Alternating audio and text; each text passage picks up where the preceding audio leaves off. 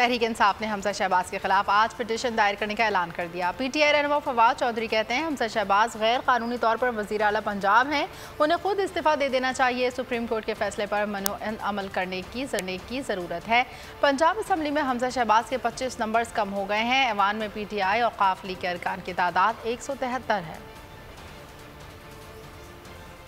अदालत आलिया में ये पटिशन फाइल की जा रही है कि हमजा शहबाज जो हैं वो एक इलीगल तरीके से वज़ीर आला है। हमजा शहबाज के इस फैसले के बाद जो है वो कोई शर्म का मुजाहरा करें और इस्तीफ़ा दे दें। अगर आप सुप्रीम कोर्ट के अहकामात के खिलाफ बतौर वज़ीर आला यहाँ पे बराजमान है, इसके कॉन्सिक्वेंसेस आप पहले तो काबीना नहीं बना सके। तो तमाम इंतज़ामी फैसले आपके गलत हैं। अच्छा, अब इस फैसले के नतीजे में 25 अरकान जो पंजाब असम्बली के हैं उनका जो वोट है वो माइनस हो गया है हमजा शरीफ के वोटों। इस वक्त की जो नंबर गेम है उसमें जो अपोजिशन है जो मौजूदा जिसको पीटीआई लीड करती है और पीएमएलक्यू उसका हिस्सा है, उसके पास 173 वोट हैं।